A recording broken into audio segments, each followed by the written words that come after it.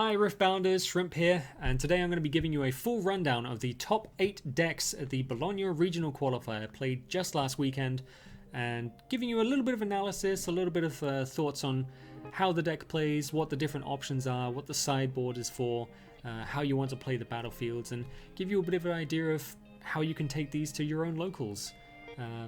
Have fun, and hope you find something you like. So the first in our 5th to 8 bracket is TheManLandRFT, and he was playing probably what you would call a true Miracle Ezreal. And the Miracle deck that we've seen across, whether you're playing Ezreal or not, has always been the core of Ezreal Prodigy, 3 copies of Seal of Discord and 3 copies of Cooled Shot, with the main gameplay plan being you play your Ezreal early on in the game, which you can because he's your chosen champion, so you'll always have access to him. You have your Seal of Discord down so that you can tap him in. Then you can tap your Seal of Discord on your next turn for Cooled Shot, which will be free repeated, because Ezreal, of course, reduces the additional costs by 1 energy or 1 power.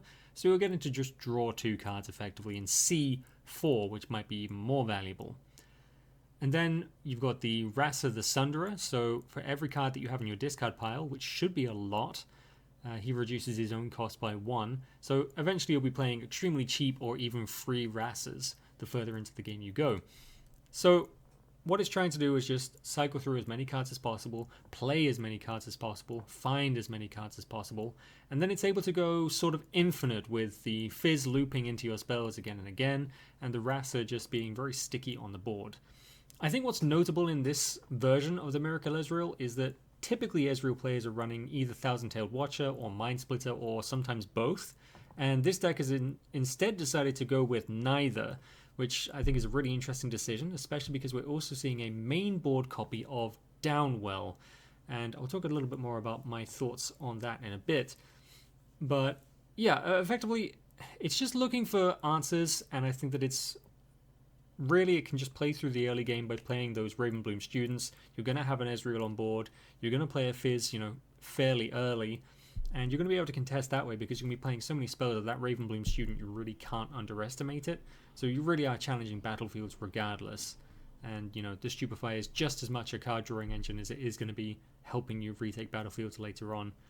And Wages of Pain, of course, is going to help you with that early removal to keep you in the game up until the point where you're able to really cycle into what you want, which is namely 2 or 3 Rasas. In terms of the tech, I think that it's really interesting that we have 1 copy of Gust, a copy of Ride the Wind, a copy of Last Rites, and a copy of Downwell. These are very interesting one-offs. So the Gust most likely is to deal with, opposition Ravenbloom students, to deal with Draven's overzealous fan, sorry, forgetting the words there. Dealing with the overzealous fan, which of course is going to sit on that battlefield and deny you as much as possible. So being able to just remove that at will is extremely useful. And, a lot of the Aurelias right now are playing Lonely Poro or even Sneaky Deckhand, and being able to deny a Sneaky Deckhand coming onto an open battlefield and just say, no, that goes back to hand, it can feel really bad for the Aurelia player or whoever's playing it right now. So I think that the Gust is quite an interesting choice just as a one-off. Ride the Wind is, of course, something you don't really expect to see in the Miracle Ezreal. Typically you'd think that you're going to see some other kind of removal, like you're sort of waiting for the Bellows Breath stuff to come down, but this is not a control variant per se, or at least not completely committed to that as the variant. So the Ride the Wind can really help your Rasa get in early, sort of on the turn that you play him, or anyone else that you want to push into a battlefield at any time, or maybe shift over to a different battlefield, or keep one of your units safe for a later turn. So that's pretty cool. Last Rites I really like as a one-off. It means that your board goes sort of infinite because, of course, Rasa is just going to be free anyway because of the number of cards you're going to have in your discard pile. And even if you're recycling 2 to equip it, you're still going to have far more than enough to keep playing Rasa for cheap. And even without that, being able to recycle as well, you're constantly drawing and playing through your deck. Like, you can also replay these Ezreal Prodigies this way. So it's just, even if you're recycling cards into your deck, you're either going to see them again, or it's not going to affect your overall plan of playing the Rasas or keeping the Rasas coming. And of course, it's not just Rasa that you want to bring back with this. You can bring back Fizz, you can bring back Ezreal Prodigy. That's going to keep your card draw going. The Fizz is going to mean that you have your options fully available again, because don't forget, the Fizz will play a card that costs 3 energy or less, which is almost all of our spells bar Downwell. So you're going to be able to keep going with that. You can play those cool shots again. You can play another Wages of Pain. You can Arcane Shift. And once again, Arcane Shift is a 3-of, so you're able to use that to also replay the Fizz and replay the Ezreal. So it's just something that wants to keep going infinite and keep being annoying, effectively. Be very sticky. As for the sideboard, we've got 2 copies of Hard Bargain, which I would expect would be brought in against Aurelia's, brought in against control decks, and brought in against other Miracle decks, because trying to slow down a control or slow down a Miracle deck is something that is going to be very important later on with that. So speaking of slowing down Miracle decks, there's also 3 copies of Pickpocket. And Pickpocket will destroy a gear if it costs 1 or less, and that is effectively aimed at Seal of Discord. And for those people that are playing the Rat strategy, it would deal with things like Cull as well. Jinx is playing Doran's Ring, which I think also costs 1 energy. Could be wrong on that, somebody correct me.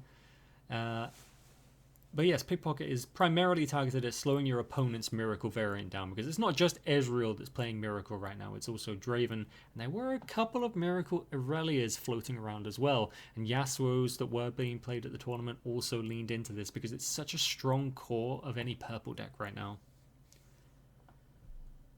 Rebuke, of course, was something that would be included to bulk up that 1 Rebuke that's already included in the deck, and that's going to really help you deal with something like Pharaoh's Forerunner and the Draven mid-range variant.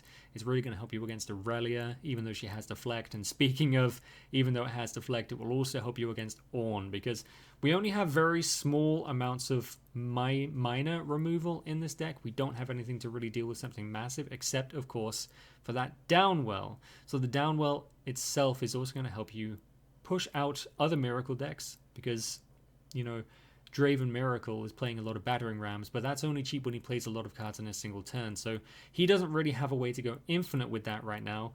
And if you're pulling all of those Battering Rams back into his hand, and you've got a load of Rasses in your hand, they're going to come back out a lot faster than his in an earlier turn. So the point is that tempo where you get to place your Rasses down first is going to make a big difference, especially if you've got that Ride the Wind handy and waiting. But the second Rebuke, as we're talking about, can help you deal with Ornn and Aurelia, and that Downwell is also aimed at dealing with Aurelia and Ornn specifically, because you don't want to be interacting with their deflects if at all possible. The second Last Rites I really like as well against these control decks, because it means that quite often they're not able to destroy gear. We didn't have a lot of gear hate in this tournament. We didn't have a huge number of, for example, Adaptatrons and Thermo Beams. We did have a couple. One will be notable coming up later on in this video. But Last Rites really helps you be sticky and stay on this board, right? Keep playing those Fizzes to really cycle through your deck some more, get those Rasses effectively infinite. But speaking of gear hate, Rocket Barrage is included in the deck.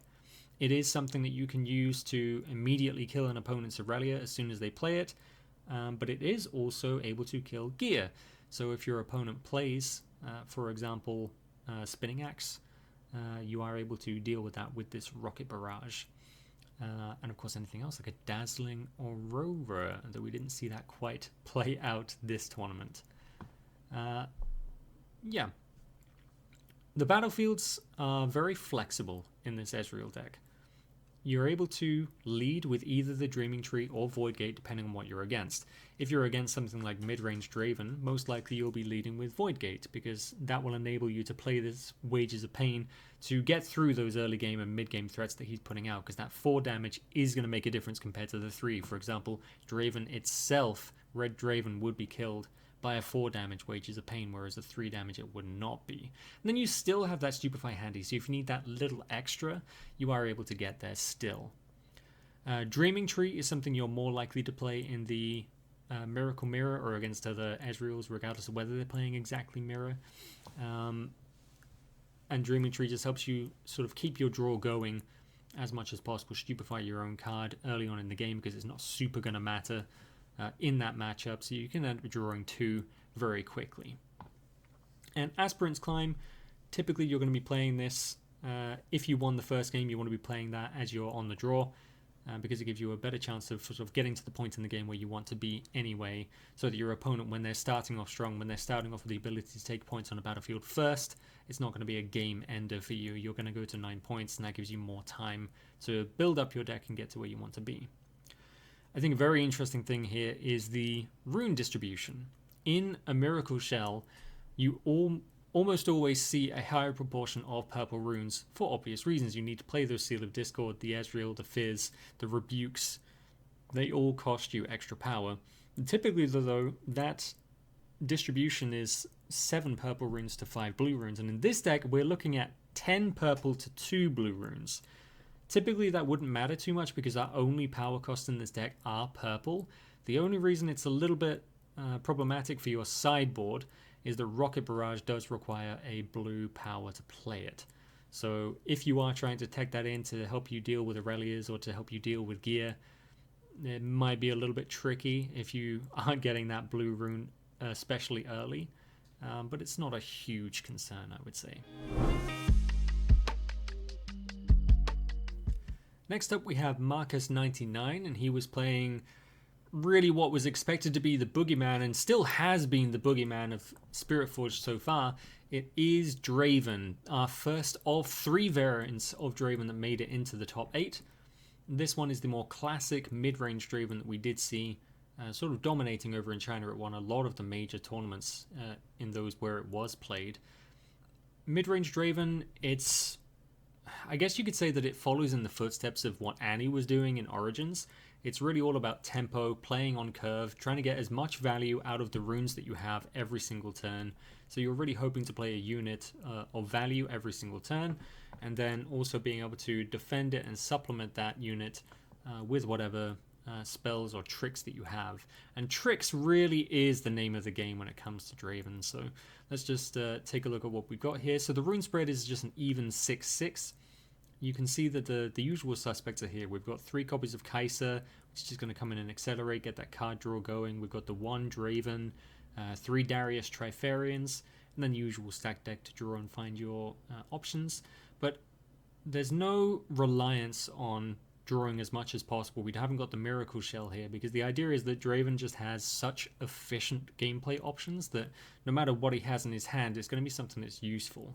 So we have the 3 Fight or Flights, the 2 Rebukes, the Spinning Axe that can be played from hand for 2 mana for 3 might, the Tide Turner that can be played as a secret. So I'll talk more about those in a moment, but the point is that so many options to allow Draven to win or cheat out a combat win from hand for 2 mana, even if what he has on the battlefield itself isn't going to do the job, because early game Draven usually is enough to get there.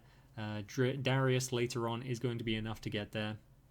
But the point is that, you think Draven is sort of isolated on a battlefield, but he's got an overzealous fan, and that oftentimes against a single unit or 2 units is still going to be enough to take that victory. But if he has 2 energy left up, he's got so many threats and so many options, so he doesn't necessarily need oodles and oodles of card draw necessarily. So the real issue that people have had facing Draven is how tricky he is, because of course, as I said, we're already with that 2 mana, that's already an issue. But if you look at the number of hidden cards here, we've got 3 Fight or Flights, 3 Tide Turners, 1 Switcheroo, and 1 Edge of Night. So those one-ofs of Switcheroo and Edge of Night are especially tricky because you never know how many Switcheroos your opponent Draven is taking. So especially if you're playing something like an Aurelia or an Ornn, trying to trade into a Draven battlefield becomes extremely difficult to do because you don't know if that hidden card is just going to sap all of your might. So when you're going in there, you have to be preparing to have a not so fast effectively, because you need to be able to prevent the switcheroo. You can't do it with a Defy, it's not enough. Or hope that you have a hard bargain and they don't have a lot of runes up, which again isn't always the case. Tide Turner as well can bring a Draven over from a different battlefield, and then Draven gets rechecked for whether he's defending, so therefore you can activate his ability to give him another +2 might. So there's just so many little tricks and issues that you have, and that's not even accounting for, again, the Spinning Axe or the Rebuke from hand. So you always have to be aware and worried. The main board, 2 copies of Brynhir Thundersong, is something that I quite like. Typically we saw this in the side deck, so that you would be able to side this in versus things like usually Aurelia or Azir or Control Victor. However, this inclusion in the main board means that it's a present threat from game 1 and gives you a much better chance of winning the early that game 1, if you're against, another Draven or against any of the Miracle variants, really, or against Aurelia, because quite often those decks will leave up a lot of runes to defend their interests or to deny what you want to do on your turn. So Bryn here completely shuts that down. Your opponent cannot play cards, and it just enables you to close out the game, really, or gain a strong position. You can go from 4 to 6 by playing Bryn here Thundersong if you've already got stuff developed in the base, and then you're holding both battlefields with a lot of strength, a lot of might, and it's a really hard challenge for your opponent to come back at that point. It's effectively, it can be a skip a turn at times. It's its own mini time warp in a way. And then, of course, we've got the 1 copy of Mind Splitter, which I also like just to deny the opponent's hand a little bit. But the rest is fairly standard stuff here, as you'd expect. You've got the Falling Star for early game removal, even later game removal if your opponent is playing something like an Aurelia 2nd copy. You've got the Hard Bargain to deny the removal from Victor and such. And then we look at our sideboard, and I think that's where the interesting part is. Because, yeah, we do have another 2 copies of Mind Splitter, and I think that is particularly for things like Aurelia, where you need to be removing the threats from her hand, the buffs from her hand, the counterspells from her hand, and also, of course, control decks, where you can remove their options to deny your pushes into the battlefield. But I think that Against the Odds is a very, very interesting card here. You can give a unit at a battlefield +2 for each unit that is already at that battlefield, enemy unit that's already at that battlefield. And against how many Miracle variants we saw at the tournament with Miracle Dravens, Miracle Ezreals, Semi-Miracle Aurelias, and Miracle Yasuos, things like this, this is a really interesting tech card that I think really does give mid-range that extra ability, that extra oomph to push in, because 3 battering rams and 2 Rasses, if they're trying to stack up that battlefield to get that last hold point and you put out an Against the Odds, it is devastating at times. I had this happen to me and definitely wasn't expecting it. It's absolutely a surprise. So it's a really nice piece of tech for denying those big unit holds. But for the rest, yeah, it's really just about playing as much tempo, playing as much value. Value is the name of the game. And then being tricky from hand, being tricky from what's hidden on board, and making it just very difficult for your opponent to get their own amount of value. Because, of course, Pharaoh's Fair Runner, getting that 3rd copy in as well, it's very difficult to trade with that as Aurelia, because Aurelia doesn't have any ways of removing it. She needs to be able to rebuke, and if she can't, there's so much might left on the battlefield. So 3 copies is very strong. And yeah, this is why Draven has been such a problem to deal with and why he made it into the top 8 once again. The battlefield's fairly self-explanatory. Most Dravens will open up with Reaver's Row because it's gives you an option of keeping your board safe. So it keeps that tempo and keeps that value. You can move into your Reaver's Row if you're playing first, even if you're playing second sometimes. It depends on what your opponent is putting into the board. But Draven is almost always going to have a good time pushing into there. And if your opponent decides to leave Reaver's Row, that counts as a combat win. So you get to draw that card. You get that gold token. So it's just a lot of value that Draven gets from Reaver's Row. And then your options from there are fairly straightforward. If you're on the draw, which if you've won game 1 through Reaver's Row, then you're going to be playing Obelisk of Power, because that gives you the option to just play Draven on your first turn, or perhaps play Kaiser if that's what you want to do, which is just extremely, extremely annoying to deal with, or even play a Treasure Hunter and then a Noxus Hopeful. So it's a lot of strong options you can do with that Obelisk of Power when you're playing on the draw. As for on the play, if you lost that first game, you've got Targon's Peak. And Targon's Peak, as we said, when you're playing against Draven midrange and he has 2 runes left up, you have to assume that that is up to +3 might. And it might just be goodbye your offense, because Fight or Flight and Rebuke are both there. So Targon's Peak, very, very strong for Draven, even stronger than it was for Annie. And yeah, that's effectively what you're staring down when you're going into Draven midrange. And congratulations to Marcus for making it into the top 8 with this. And then we have Randy's deck. Now, I studied this for a bit of a while. I'm not an expert on this deck, so I'm just going to give you my initial impressions. This is a hybrid, of course, between the Miracle Draven variant that we've seen and also the mid-range version of Draven. I say that because it still feels like a bit of a successor to Annie. We obviously have the Miracle Core, we've got the Ezreal Prodigy, the Seal of Discord, the Cold Shot, so they're going to be getting that 2-card draw and seeing 4 of your cards, which is very valuable. I think it's very interesting that there's only 1 copy of Fizz here. That 1 copy of Fizz just so that you can get some extra value through being able to recast, say for example, a Piercing Light or a Fight or Flight or a Ride the Wind if the need so takes you. But the point is that versatility. Obviously the Cold Shot is another one that's great to be able to play again if you need some card draw and you've got that Fizz in your hand.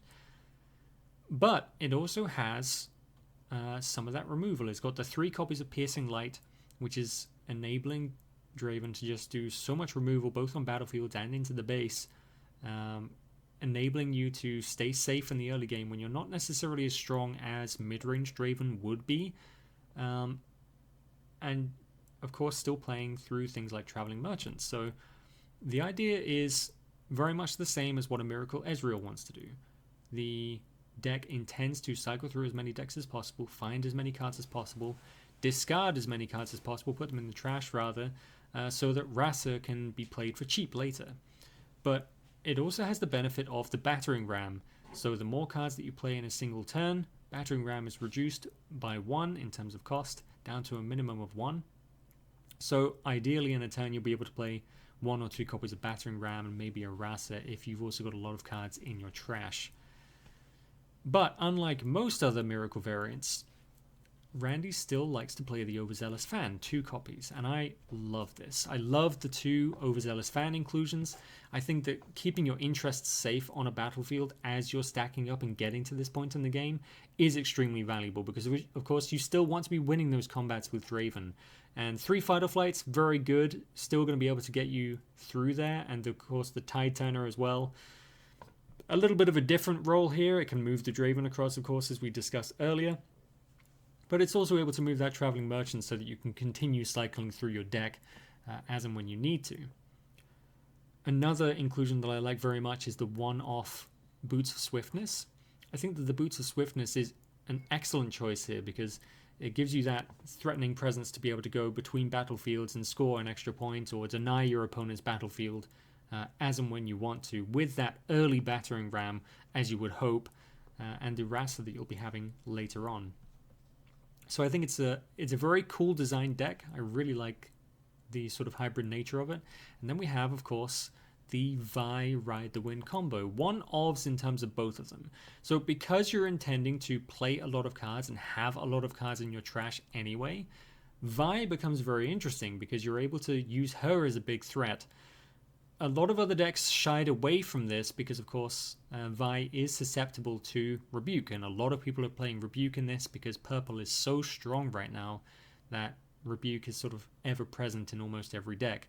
Funnily enough, not in this one, which is a choice that I find very interesting, and I'm still thinking about it.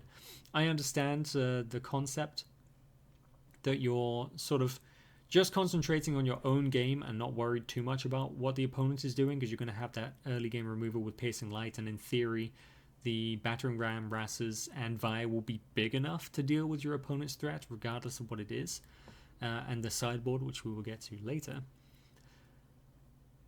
But Vi is a very interesting inclusion that I think really helps you to either seal the game later or become a mid-game threat, and Last Rites once again allows you to cycle some cards back into your deck if you need them, because you are still able to replay these Ezreals and replay these Fizzes through the Last Rites.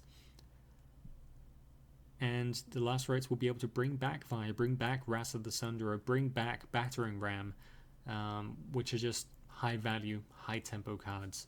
So very interesting deck, very interesting creation. Randy, of course, extremely talented player, finished 4th in the Dalian tournament in China recently, so I'm sure that he would have much to say about my read on this deck. But let's take a look at the sideboard for now. So we only have 2 Seals of Discord in the main deck, and the third one is in the sideboard. Now, I would assume that this third one is in the sideboard for the Miracle Mirror matchup, whether you're playing against Miracle Draven or Miracle Ezreal. I would assume that that third Seal of Discord is intended so that you're able to sort of keep up with what they're doing, so that you'll also have a higher likelihood of finding that third seal so that Ezreal can pop off as soon as possible. Hard Bargain, similarly, I think is for that control matchup, for that Miracle matchup, to try and deny a core card at a core time. And Kai'Sa will be going into mid-range, I would expect, so that against mid-range Draven you have that early value and early tempo, so you can get that little bit of card draw as well and sort of keep up with what the mid-range deck is doing. 2 copies of Pharaoh's Forerunner, I would also assume that that is for the mid-range matchup, so that you've got just as much value, and also for the control matchup against control and against Aurelia. I think the Pharaoh's Forerunner is an extremely, extremely good card. It just, the ability to spawn 2 more 3-might mechs when this mech dies, it's just very strong. You keep that 6-might on the board effectively and force your opponent to play even more removal in a single turn, which means that they can't really do much with their own plans. They're sort of forced to deal with that. 2 Mind Splitters also going into that control matchup, more than likely also going into the Miracle matchup as well, removing the options from your opponent's hand, making sure that they don't have a way to deal with what you're putting down, and so that you also know what you're dealing with, know what the threat is on the other side. Beast Below, I believe, is for the Aurelia matchup and for the Ornn matchup. Of course, it is also good into Pharaoh's Forerunner. I think that with Beast Below, you're more than happy to return your own Fizz, your own Ezreal, your own Vi into your hand. Especially Vi, I think it's very interesting to use Beast Below to return Vi so that she's safe sort of at the end of your turn, so that she's not left stranded on a battlefield where she is very susceptible to death. If, of course, she wasn't still ready and able to come back, if she didn't need to take both battlefields, it depends on how the Vi is played. But I think the Beast Below, there is some potential there to bring Vi back into your hand. But Fizz and Ezreal, I would imagine, are the main targets of that for you, and they really do deny the Aurelia, really slow her down a lot. And even though you're likely paying deflect costs on Ornn, definitely a good way of dealing with him as well. For runes, we have 7 purple, 5 red, so much what we expect for a Miracle deck. And then we have, very similar to what we saw before, Reaver's Row, Obelisk Power, and Zorn Warrens. Now, with a mid-range, they're almost always going to open with Reaver's Row, but for the Miracle deck, of course it's going to be Zorn Warrens, because that just helps you cycle even more through the deck. And especially playing these 2 scrap heaps, having that ability to discard and draw 2 is very strong and very powerful. Or if you're extremely lucky, play the Ezreal Prodigy, discard scrap heap, draw 3, living the life. But Zorn Warrens goes in first, and I would imagine in game 2 that gives you some flexibility, because you're able to side out Scrap Heap, possibly side out Traveling Merchant. Not necessarily, because they still are valuable cards. You still have the option, as I just mentioned, with Ezreal to discard the Scrap Heap. But it does give you that flexibility if you really need to trade out a lot of cards. If you're going into that mid-range or Aurelia matchup, you are able to immediately, for example, trade into 2 Pharaoh's Forerunners, 2 Mind Splitters by taking out those 2 double copies of each card. Obelisk of Power, as we said, if you're on the draw, that gives you the option of playing your Draven turn 1. It also gives you the option of playing Seal of Discord Ezreal immediately. It allows you to play Noxus Hopeful alongside your Traveling Merchant. It's just a very flexible card for Draven. There's so much value that he can get out of Obelisk of Power.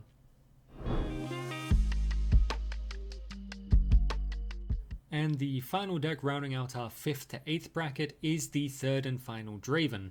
And this is Pristmaticismism. Pristmaticismism. I don't know. Prismatic, if you see this, please correct me, but we'll stick with Prismatic for now. Prismatic was playing a more classic Miracle Draven. So we have, of course, the 3 Ezreal Prodigies, the 3 Seals of Discord, the 3 Cold Shots, along with the 3 stacked decks, 3 Traveling Merchants, and 3 Scrap Heaps. So, again, the purpose is having the ability to set up early with the Seal of Discord and the Ezreal to get those cards drawn, hopefully draw 3 with the Scrap Heap inclusion, play that Traveling Merchant early so that he's able to get started with the cycling and set up a turn where we can play a bunch of cards in one turn, play a Battering Ram, 2 Battering Rams, and a Rasa. Hopefully we have enough trash ready by that point, which we should do, and then be able to just really spam the board with units and a lot of might, and be able to really challenge and take those battlefields. So I think this version by Pristmatic involves a lot more setup than some Miracle Dravens. Of course, not every Miracle deck or Miracle Draven is the same, and I quite like what Randy's got going on here. So we do have those 3 Nocturnes. So Pristmatic banking on the fact that, hey, I'm looking at a lot of cards. I've got the Cold Shot. I'm drawing 2 and seeing 4. Fairly high chance, 1 in 10 there of seeing the Nocturne. I also have my 3 stacked decks, so an even higher chance there of seeing those Nocturnes. And if I pull them into my hand, hey, it doesn't matter. I've got Traveling Merchant, I've got Ezreal, and I have the ability to get rid of them if it's not where I need it to be. I think that the setup here is also very interesting because we have Bushwhack included in the deck. You can play this from hand. However, if you are able to get that sort of early board presence, if you get a turn 1, turn 2 Nocturne, if you're extremely lucky, then you are able to play this Nocturne onto a battlefield, keep it well defended alongside that Traveling Merchant, and then you can hide a Bushwhack. And because Draven is so tricky and you don't know what you're going into, early in the game it's very difficult to go into a Draven battlefield where he has a card hidden. So if you recognize that your hand has the ability to do a lot of cycling and play those Battering Rams quickly and early on, you can hide this Bushwhack very early on in the game, allow at the start of your next turn, play it, reveal it, and allow your units to come in ready this turn, and suddenly you've got 10 to 16 might rushing down at you for 3 mana, 3 energy, and there's very little you can do about that if you were planning to hold the other battlefield. In addition to that, a lot of Miracle Dravens, funnily enough, were not running any spinning axes. We saw that just now with Randy, something I forgot to note, my apologies for that. But Pristmatic has included the spinning axe here, and I think it's very important because that 2 energy threat of +3 might, a lot of people will, as I say, write that off because they see that you're playing Miracle Draven and they think, hey, that means no spinning axes, surely. And then down comes the Executioner's Blade. We only have 1 copy of Piercing Light in the main deck here, but we do have that 1 copy of Rebuke. So we are able to deal with an early threat if we need to, push back a large push if we need to, but we don't necessarily need that because we have, in theory and in an ideal game, access to so much might early on for free with Nocturne, with Battering Ram, and then in the mid to late game with Rasa, that it's not super necessary to be trying to control the board fully. And if we're absolutely desperate to, we can use the Fight or Flight defensively to keep that battlefield even, but we shouldn't need to. In the sideboard, we've got another Rebuke, as we've discussed at length today. That's for your bigger threats. That's for your Ferrous Forerunners, Aurelia, Ornn, though not ideal to use on Ornn, of course. We have another Piercing Light, most likely used in the Miracle Mirror, or for things like Victor, which are liking to push in a lot of small units and have a lot of small units in base. So, for example, Xin Zhao moves into a battlefield, you can use your Piercing Light to remove not only the Xin Zhao, but the Victor leader that's sitting in base, possibly. Hard Bargain, again, that's going to be in the Control or Miracle Mirror. Switcheroo, I think, is a really nice inclusion as well, just for that extra trickiness, like we've already discussed.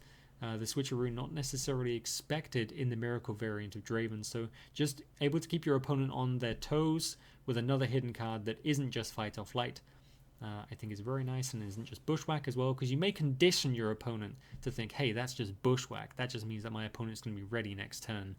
But no, you put in the Switcheroo and suddenly they're in big trouble. I think that the coolest inclusions in this sideboard are 1 copy of Invert Timelines and 1 copy of Thermo Beam. So, especially if you're playing in the Miracle Mirror, if you're playing against Azir or you're playing against Ornn, just having the ability to delete all of that gear is absolutely massive. It's so crucial just to be able to remove all of the gear that Azir and Ornn have, and it completely shuts down their game plans because suddenly they're not able to push either a lot of medium units once per turn for free, or one massive unit into a battlefield and just sit there, suddenly they become sitting ducks, and it's much easier to be able to take those battles to them. You can also use it in the Miracle matchup, and then it becomes very much a matchup of who got their stuff down first. Or have I already played mine? I can wait for you to play yours, get it deleted, and then play my seals later to give me the ability to continue on. Invert timelines I really like against control decks, because control decks will still have the ways to deal with your battering rams with your Rassers, especially if you weren't able to bushwhack them onto a battlefield. Though things like Singularity are going to be a real pain for you.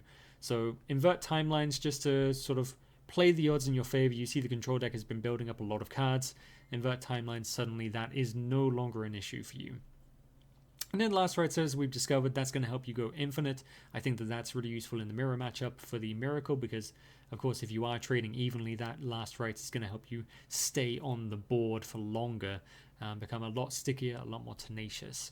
And Bryn here, Thundersong, you don't like Aurelia, you don't like control, and you don't like your opponents trying to prevent your moves into the battlefield. So Bryn here, really nice inclusion there as well.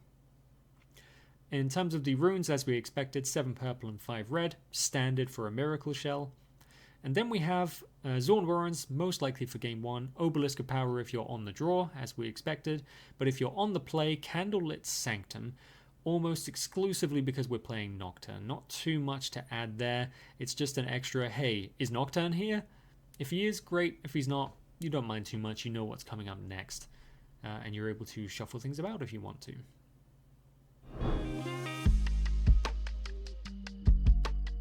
Moving into our top 4 at the Bologna Regional Qualifier, we have Ghosterdriver playing Victor.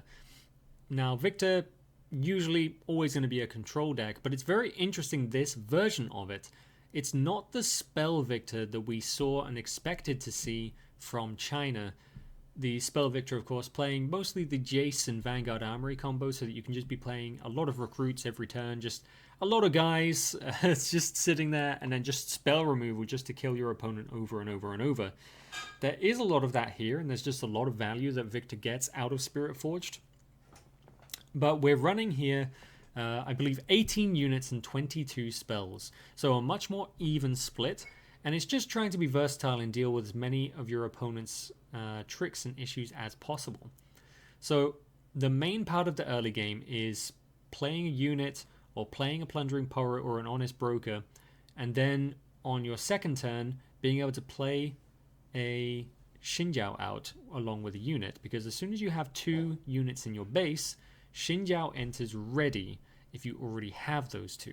So he becomes a effectively 3 energy, 4 might accelerated unit, and you can end up taking both battlefields on your second turn, which suddenly makes Victor an extremely oppressive and aggressive deck, because he's threatening now 4 points on the third turn, which if you've only developed a unit and going into your second as he's done that, very, very tricky to deal with.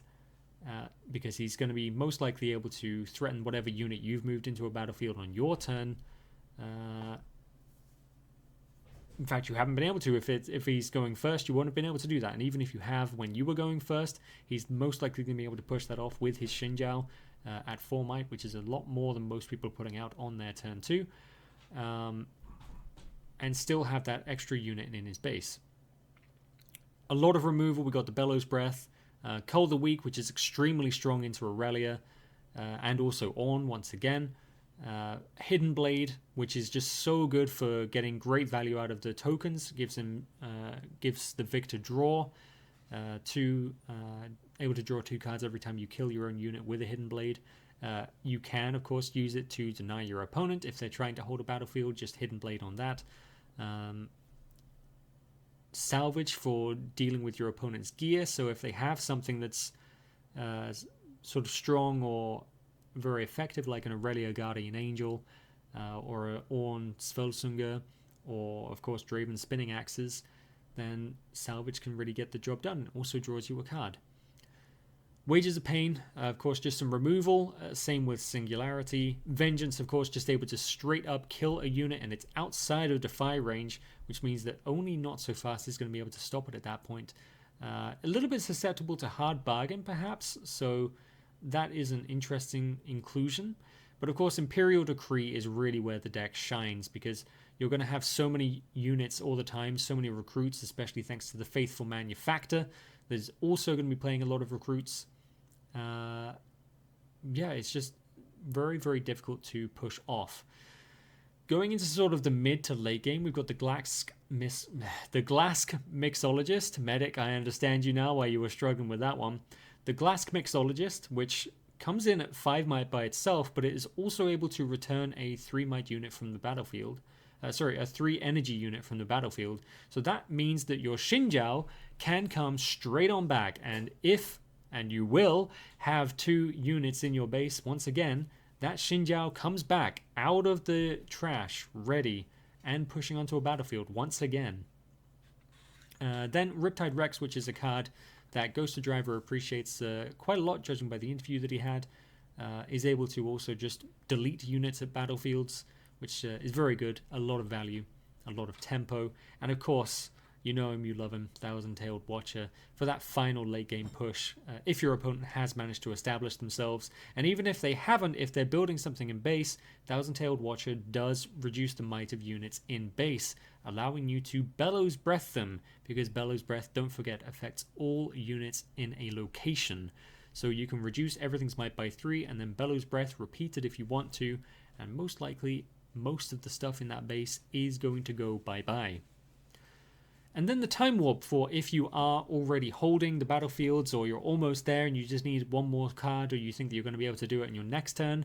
Time Warp is a great inclusion in this deck, and it means that what we're looking at is a lot closer to the best of Victor from Houston Regional back in Origins. And it's really been strengthened by Wages of Pain with this Xinjiao that allows it to get aggressive early and makes it sort of almost an aggro deck in terms of threat, and really hard to keep up with all of this removal. However, its weakness, I would say, is the fact that it sort of lacks the draw engine that a lot of decks that are good in this meta have. And by a lot of decks that are good, I mean purple. Hard Bargain, sorry, not Hard Bargain, Hidden Blade and Salvage, you know, they do what they can to offset that. But if you have your hand disrupted by opponents playing something like Mind Splitters, which is reasonably prevalent, I think that this deck can start to struggle. In the sideboard, we have 2 more Salvage.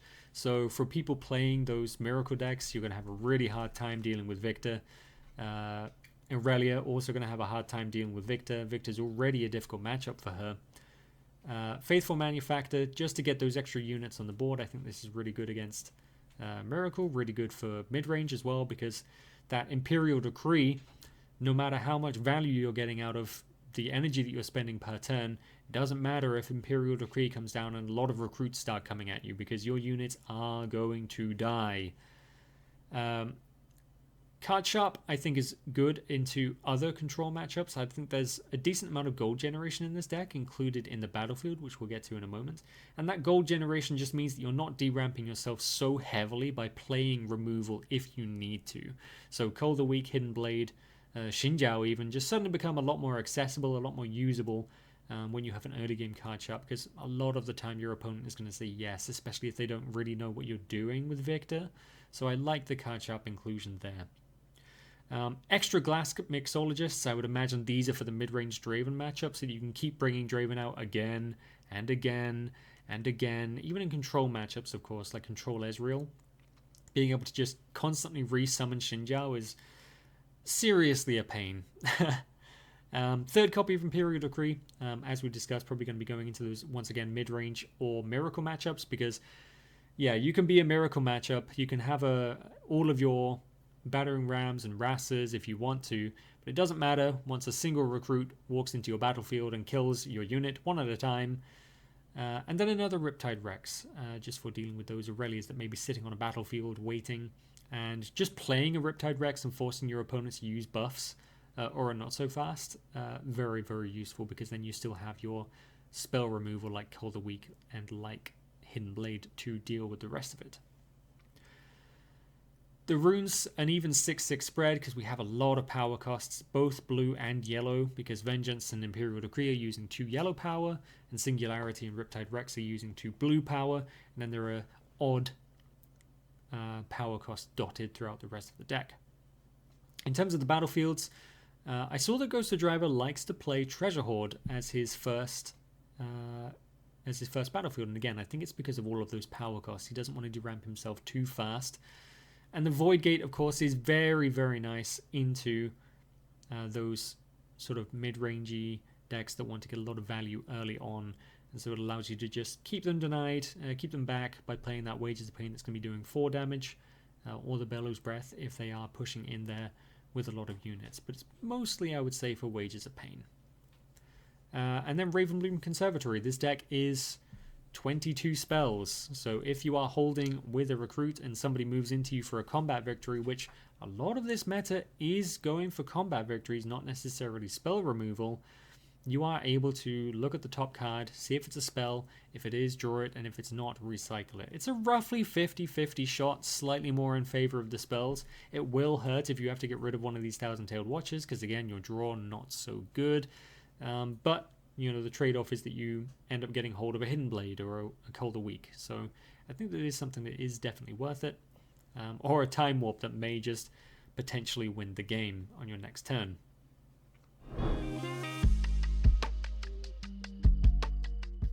Next in the top 4, we have Krowz playing Aurelia. I absolutely adore the Aurelia deck.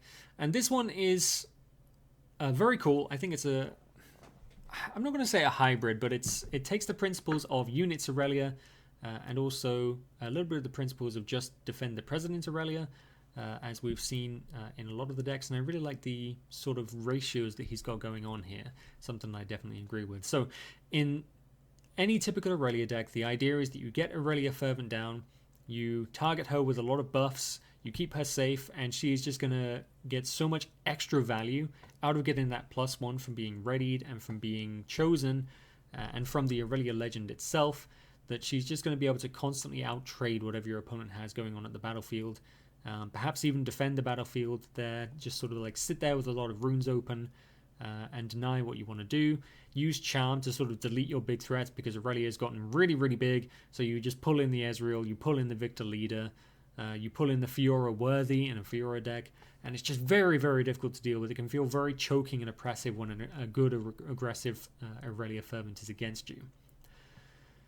But it can be a little bit slow just playing around just Aurelia if you're playing just solely Protect the President version. So this one has the idea of playing early threats, which are going to be very strong early on in the game, and just enable you to put on a lot of pressure early before you develop Aurelia and before you're able to keep her safe, because quite often you're playing against decks that could just delete Aurelia straight up. Draven has Falling Star, Victor has Colder Weak, Ezreal has access to sort of, Frigid Touch, Bellows Breath if it's a control variant. So playing Aurelia on a turn where you have to have sort of a Defy ready or have Guardian Angel already prepared can be quite risky.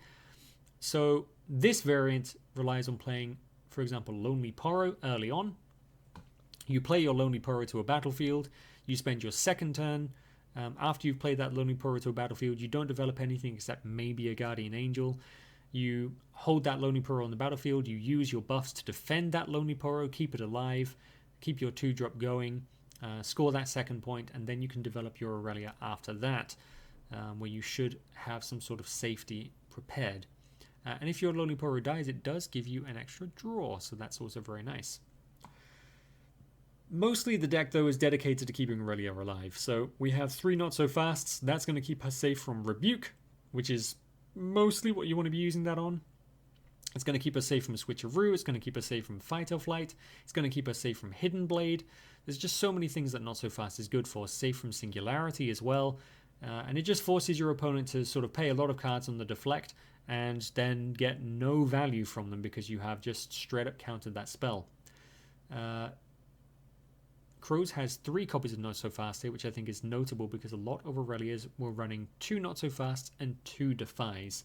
And I think that you can feel it in some matchups where you only have those 4 counter spells, so I do like having that 5th option in there. We have 3 Guardian Angels, of course, because we need to be able to choose Aurelia, and it's great because this one keeps her alive. 1 Zhonya's Hourglass, which, in addition to being a good keep Aurelia alive card, is able to fake your opponent out in terms of them thinking this is a fight or flight, so I need to prepare something extra or just go to the other battlefield. And then it's simply Zhonya's, and that's going to keep her alive, keep her going. And even if they have prepped for fight or flight and they are able to deal with Aurelia, maybe you're able to do some damage and Aurelia still stays alive. So that's very nice. Boots of Swiftness, again, this was something that people were running 2 copies of, but we're running 3 copies here just to try and guarantee that we do find it, because it's so powerful being able to gank Aurelia from one battlefield to the second, and you're effectively at that point scoring 2 or 3 points in a turn or from your decisions, and it really puts the pressure on and makes Aurelia a very, very scary deck to deal with once you get going, because you can just choose her, you can move onto a battlefield, choose her with the Boots of Swiftness, ready her with Aurelia Blade Dancer, and then she can go over to the other battlefield and conquer that one as well.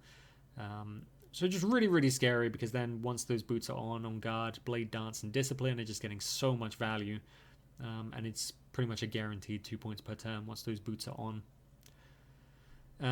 Stellarcorn Hunter is also very important for drawing the cards. A lot of people had started dropping Stellarcorn in favor of just playing Lonely Poros, deck hands, and then sort of just the Dravens, and then putting other spells in the deck. Thinking that Stellarcorn is a little bit slow, and I can see the idea there, and I understand the logic, but I think that the drawing a lot of cards, once Stellarcorn gets going, it is very, very strong and very powerful, but a lot of people think that Stellarcorn does delay the Aurelia, which may not be worth it.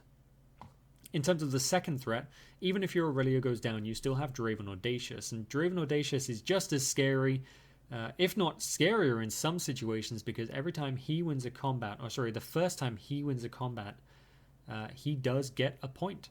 So Aurelia, with access to so many buffs, especially with Defiant Dance, which lowers your opponent's might as well as raising your own, it just makes Draven very, very scary to deal with. And again, that fight or flight works for you just the same as it does in a Draven deck. It would count as Draven winning a combat, and he gets that point.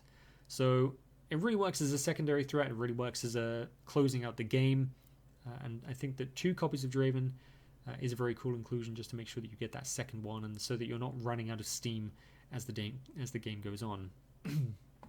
Now, I haven't spoken about Sneaky Deckhand too much until this point, because we're going to talk about that when we get to the battlefields. As for the sideboard, we have yet another Defy, and this is very clearly for the counter matchups like Victor, also for Rek'Sai, which is quite scary for this deck. So just making sure that you're able to have yet another counter spell in there, the hard bargain as well, so just really throwing everything at the door, like, leave my cards alone. Rebuke, of course, very nice against Pharaoh's Fairrunner, really nice into mid-range Draven, really nice into the Aurelia Mirror matchup. If you're able to rebuke your opponent's Aurelia and then defy their not so fast, because quite often you're looking at 1 or 2 copies total in an Aurelia deck. Krowz, of course, being the exception. Being able to rebuke your opponent's Aurelia, very, very nice. An extra Zhonya's Hourglass and a Flash. I think these are also, once again, for those control matchups, because quite a lot of things will target your units if they're at a battlefield. So Flash allows you to get out of jail free, and Zhonya's Hourglass, again, another psych out, another way of keeping Aurelia alive, worst case. And then we've got Adaptatron. That's going to go into pretty much any matchup that relies on gear. Miracle matchup, Aurelia, again, Ornn, Azir. It's really nice into Azir. So just denying your opponent's gear, denying their options, making sure that they can't just run away with the game with their own gear. Now the battlefields. Dreaming Tree and Sunken Temple speak for themselves. Effectively, sometimes they feel like the same battlefield because they're both so valuable in the same way. I know that some people like to open with Sunken Temple. It's flexible depending on your matchup. If you're playing against Victor, Sunken Temple is really nice because he's almost never until the end of the game going to have a mighty unit. So this is only value for you. You're able to move your Aurelia Fervent into this battlefield because every time she awakens, she gets +1 might. She is now mighty. She can now draw a card from Sunken Temple. You don't typically need to spend a lot of your runes on your turn when you're playing Aurelia and you're sort of in that stable position. So you're able to just get that free draw of Sunken Temple and give yourself a lot more options to deal with what your opponent's trying to do. Dreaming Tree, again, very similar. Once you're holding that battlefield, or even once you've just moved into it, because you want to use your Aurelia Legend, you want to target your unit with a spell and move them around anyway, you just get that extra draw from Dreaming Tree. But I think the really interesting one that's cropped up recently for these Aurelia decks is Obelisk of Power. If you are on the play on your second game, so even if you lost game 1 and you're on the play, Obelisk of Power enables you on turn 1 to play Sneaky Deckhand onto a battlefield, and on turn 2 it enables you to leave it there because you have so many ways of keeping that unit defended. It is risky because you're sort of banking a lot on the Obelisk of Power Sneaky Deckhand combo. You're banking a lot on finding this unit, but it also enables you to play Aurelia out one turn earlier in matchups that aren't able to just delete her in your base. So Obelisk of Power, very interesting inclusion. I think that the Sneaky Deckhand version is quite interesting. It's very surprising, very difficult to deal with when it happens, and it makes Aurelia much more aggressive because she wants to sort of end the game earlier. The later the game goes on, the more dangerous it becomes for her as your opponent has more runes to do things with. So the Sneaky Deckhand just makes it more and more viable to close the game out earlier as you want to. Moving into our final two, our top 2 decks of the Bologna Regional Qualifier. Oh, I'm grinning from ear to ear seeing this one. Nobody expected it, I think, to see this make it so far, let alone into the top 2, let alone with a chance of winning the whole thing. Misfortune, Dazzling Aurora. It's still alive, baby. Well, what can I say about this deck that hasn't already been said? I think that most people are intimately familiar with what Dazzling Aurora wants to do. Turn 1 and 2, you play Mobilize, you play Catalyst of Aeons. If you don't have Mobilize or Catalyst of Aeons, you play Stack Deck, and you look for Mobilize and Catalyst of Aeons. If you have Mobilize and Catalyst of Aeons in your hand, you use Stack Deck, and you look for Dazzling Aurora. And then you play it turn 3, ideally, and you win the game. But no, in more seriousness, there are some things to talk about with this version of Sebiqq. I think it's really coolly constructed. I think there are some really awesome choices that he made here.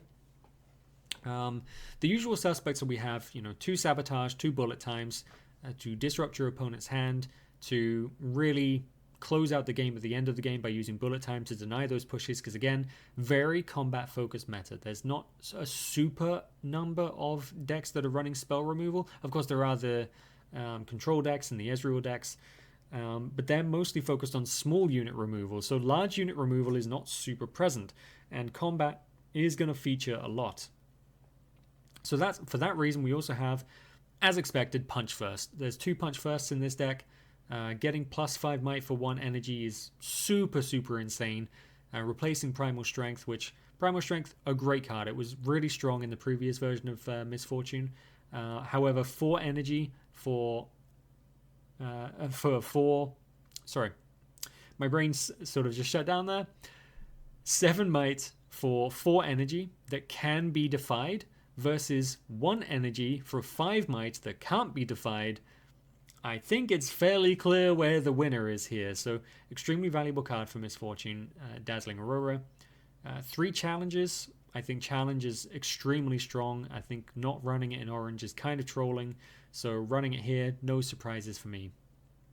Where it gets really cool, there are 5 units that are not your chosen champion in this deck. There are 2 Volibear Imposings, and there are 3 Mind Splitters. So what this is saying is, once I play Dazzling Aurora, I'm either disrupting your hand, or I'm playing a real big boy that most of the decks in this meta can't get through. Because if you're playing into combat, even if you're playing Miracle, this Volibear, when you move into him, will have 13 might, thanks to that shield 3. So you need to push 3 or more units into me in that case, and have fun with that. And if you don't feel like pushing into me, I draw a card because you're going to the other battlefield. And if you go to that other battlefield, I will gank you because Misfortune can give a unit ganking. So very cool inclusion, because if it is the Volibear Imposing, very hard to deal with. And if it's Mind Splitter, those options you would have had for dealing with Volibear suddenly are in your trash. So very, very cool, very, very interesting. And you would think, 5 units, that doesn't seem like enough for Miss Fortune Dazzling Aurora. Where is the Mountain Drake? Where is a Soul Gorger, perhaps? The answer is Last Rites, which we have 2 copies of. Now, the first thing you're probably thinking is, I get it. Last Rites, once it's equipped to a unit, it means that they can resurrect and bring back a unit from the trash. You just have to pay their cost. No problem, that's where it makes sense. Yes and no. When you equip Last Rites, you need to recycle 2 cards from your trash and put them back in your deck. And that means that Dazzling Aurora can find them again. So if you have a Mind Splitter that was killed, and you don't want to be paying all of your energy to bring it back next turn by holding or conquering with Last Rites, no problem. You equip the Last Rites, recycle that Mind Splitter, and at the end of your turn, Dazzling Aurora will find the Mind Splitter again, assuming you've already used all of your units. So very, very cool inclusion. I really love how this deck is designed. I really, really love how Last Rites is used. It turns it into such an interesting, versatile card. And I think that it's just a very, very cool variant. Invert Timelines, 1 copy, of course. Very, very strong. Because, once again, most of the decks are purple. Most of the decks are drawing half of their deck into their hand. And Invert Timelines just says, hey, all of those options that you just found that you want to use to deal with me, nope. Goodbye. They go in your trash. You're going to draw 4 new cards instead. So, very, very cool.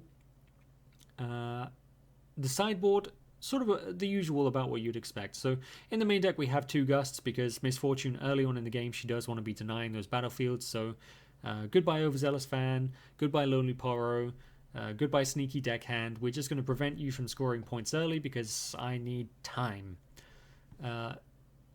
2 Unyielding Spirits is going to be against those control decks. It's going to be against those Ezreals. 2 Factory Recalls, very, very cool. I think that that's going to be used against the Seals. It's going to be used against Aurelias, against Orns, just to make sure that they're not as strong as they would like to be trying to trade into you. Because don't forget, Last Rites will also give your units 2 Might.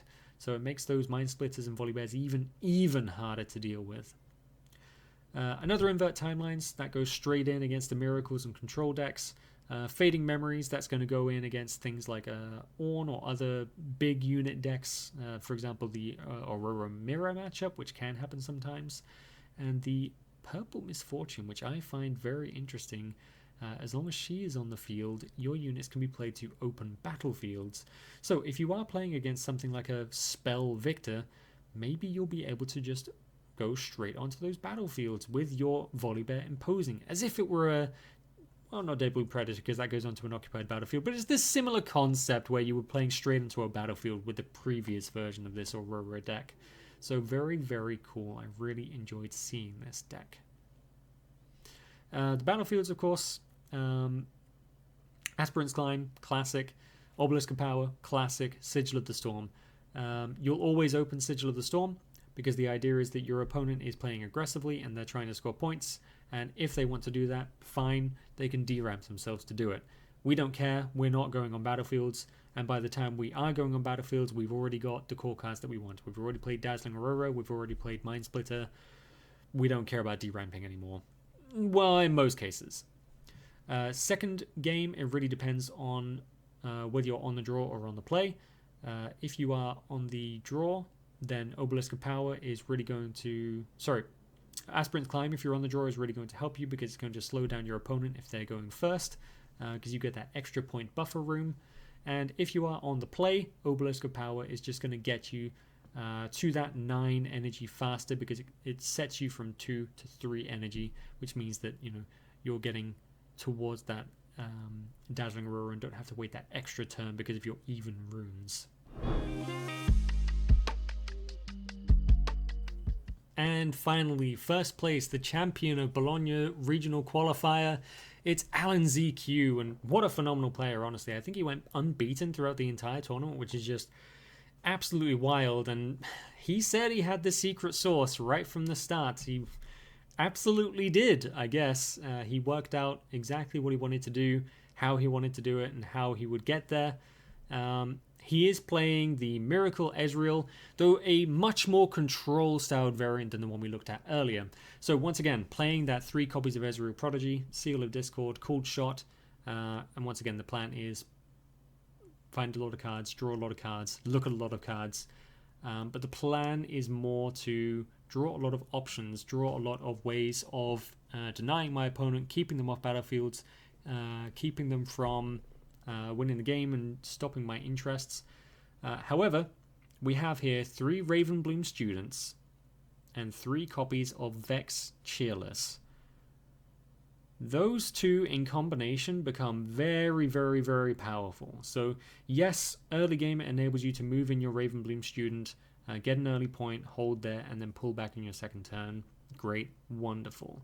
However, it makes Ravenbloom student extremely potent, extremely powerful in the later game, as we saw, forcing your opponent to use Fight or Flight on Ravenbloom, because what Vex Cheerless does is while she is in combat, your spells cost 1 energy and 1 power, not or, 1 energy and 1 power less to a minimum of 1 energy, not a minimum of 1 power, so you can make your power costs free, but it makes your opponent's spells cost 1 more energy and 1 more power. Again, not or. So what it enables you to do is you're able to move into a battlefield, start a combat with your opponent, not resolve it, and simply play a load of spells. You play your cold shots, you play your stack decks, you now are playing absolutely free cold shot if you didn't already have your Seal and Ezreal. Absolutely free cold shot. You are drawing a lot of cards, finding a lot of options, and now your Bellows Breath costs 1 energy, no power. Your Morbid Return costs 1 energy, and suddenly you can play Fizz onto the battlefield, and Fizz gets to play another spell from the trash. Your Rebuke costs only 1 energy and 1 power, so those massive threats that you just moved your Vex into voluntarily, you get to push them back to your opponent's hand. It allows you to find Smokescreen to reduce your opponent's might by 4 for only 1 energy and no power. Just extremely, extremely powerful. Frigid Touch is able to be repeated for much cheaper as well. Wages of Pain becomes a lot cheaper. Arcane Shift becomes a 2 energy spell. It simply enables you to buff up Ravenbloom student to silly amounts of might, while also just playing as many things as you want to reduce your opponent's might, to push your opponent's threat off the battlefield, to find your cards for almost free. And this proved extremely fruitful and worked again and again and again. And then you have those free Rasses that are going to be coming in later because you're just playing so many spells for cheap, not deramping yourself even because of that reduced power cost. And then the Thousand-Tailed Watcher and the Mind Splitters to really close things out later. If the Vex and Ravenbloom student and repeated rebukes because of you're playing these fizzes with the Morbid Return, again and again and again, because you know you can Morbid Return into Fizz, which then Morbid Returns again. It's a lot going on. So very, very cool deck, and he was able to do so much here. So yeah, really just very difficult to deal with. People thought that this deck would struggle into the Dazzling Aurora because it doesn't have a lot of large card removal. It's very focused on denying other Miracle decks and denying small threats. However, that simply wasn't the case. He would move in against a Volibear. There was at one point a battlefield that had 2 Mind Splitters and a Volibear. He moved Vex Cheerless into a battlefield, played Smokescreen, Cold Shot, found Rebuke, Cold Shot, found another Rebuke, rebuked both Volibears, was able to reduce the might of the Mind Splitters with the Stupefies and with the Frigid Touches, was able to Wages of Pain, all of this in a single turn, simply off the back of Vex making things so much cheaper. And then when Sebiqqqqqqqqqq tried to respond by revealing a Fight or Flight, suddenly that Fight or Flight has a power cost. You had it in hidden, but it doesn't matter because when you play a spell, your costs are increased. So Sebiqqqqqqqq, unable to respond, trying to play a Rebuke for 3 energy, 3 power, and just not being able to push it over the line. So very, very difficult game it proved to be, but Alan with a complete mastery of this deck. And I don't think that this is going to be so easy for people to just pick up and plug and play. I think this is going to be a very challenging deck to master. With the side deck, we have that Factory Recall, we have the Rocket Barrage. I think they're mostly gear hate once again. Downwell again, also going to be gear hate. It's going to be very strong against things like Ornn, just push everything back into hand. Pickpocket is very, very much for those mirror matchups into other Miracle Ezreals. Just delete their Seals of Discord. Absolutely what you want to see. Good against Azir as well. Similarly into the mirror matchup, you've got the Dr. Mundo. You're going to have so much trash, especially with the Vex Cheerless, just making you able to chow through cards as much as you want to. That Mundo is going to get to huge, huge numbers. And another Rebuke, of course, just for exactly what we saw in the Grand Final. Just that third copy of Rebuke making it even more likely that you're able to deal with those larger threats. So, completely incredible game from Alan.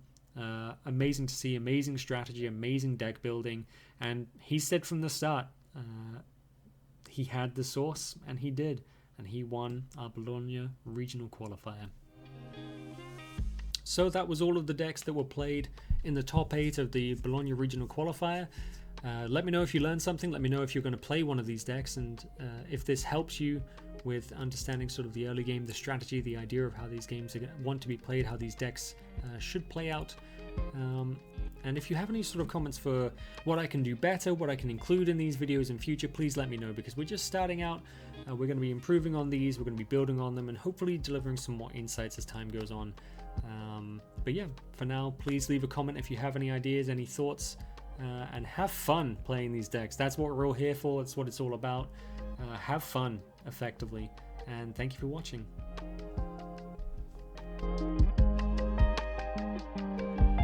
Like and subscribe for more Riftbound.